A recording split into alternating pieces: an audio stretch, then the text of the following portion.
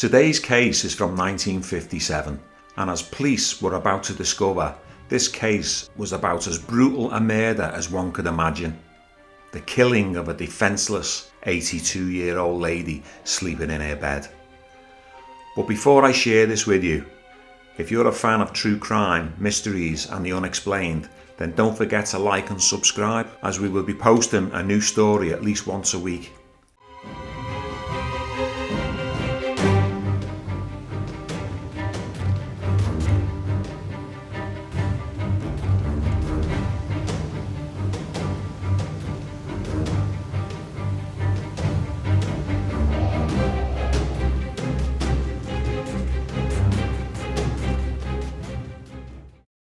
Knocking on a window, a man was calling out, "Mrs. Money, Mrs. Money, I've come to pay my rent."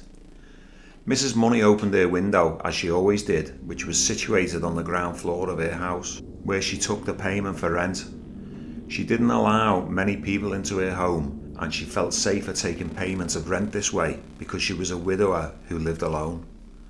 Mrs. Selina Muse was known by everybody as Mrs. Money because she was a wealthy property-owning moneylender. She was 82 years old, and although she suffered heart trouble and partial deafness, she still enjoyed lending money to people and renting out rooms in the large terrace houses that she owned in Warncliffe Street, Newcastle, England.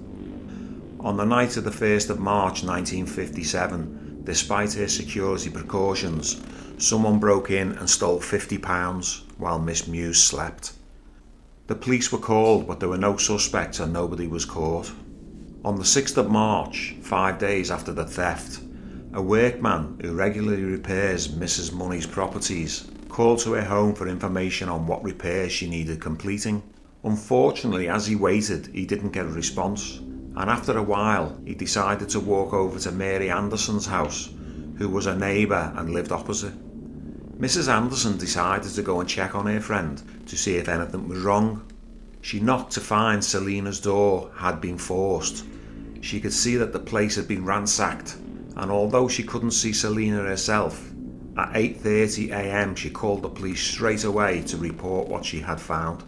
When a police officer arrived, he searched Miss Muse's room and he found her battered to death on her bed. Her head was covered with a blood-soaked blanket. Selina's attack had been so frenzied that her face was disfigured beyond recognition.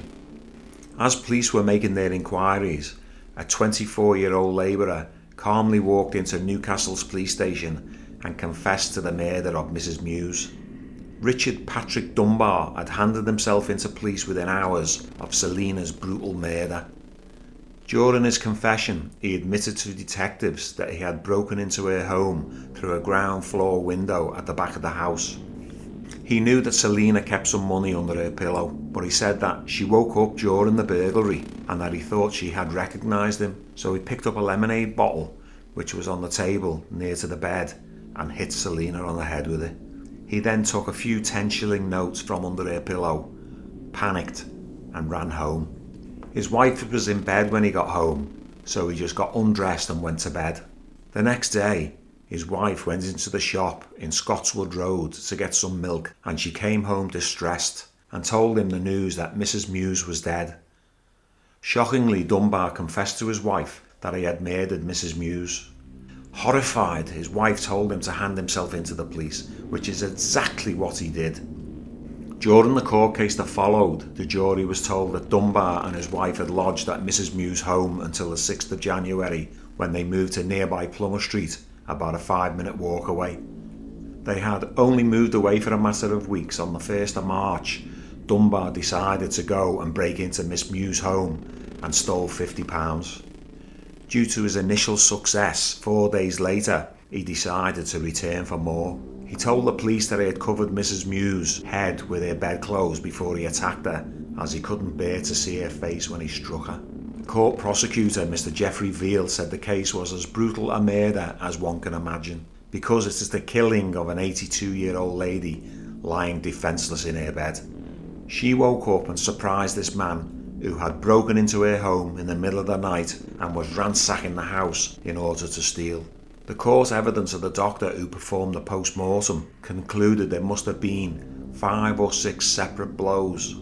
There was blood splattered on the wall, skirting board and all over the floor. Mr. Peter Stanley Price defending said that the facts of the case were not in dispute. Dunbar admitted in his own words going into the house to screw the place, and also he admitted the killing that followed. The defence was seeking a verdict of manslaughter on the grounds of diminished responsibility at the time of the crime.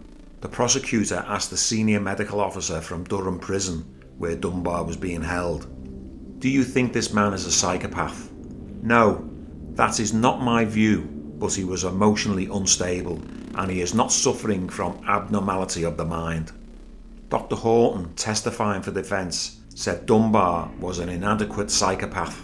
On the 16th of May 1957, the jury found Dunbar guilty of capital murder. The judge donned the black cap and Dunbar became the first person to be sentenced to death under the new Homicide Act. Dunbar's legal team appealed the sentence of capital murder, and by the 5th of July the Criminal Court of Appeal substituted a conviction of manslaughter and sentenced Dunbar to a life imprisonment, therefore allowing Dunbar to escape the gallows. Dunbar served 14 years and 9 months in prison and was released February 1972. Even if Dunbar's appeal hadn't been successful, he would have escaped the gallows due to the fact that between August 1955 to July the 8th, 1957, every convicted murderer in Britain was reprieved, while the future of capital punishment was being considered by Parliament. The last executions in the UK took place in 1964, but the death penalty wasn't abolished until 1998. Thank you for listening.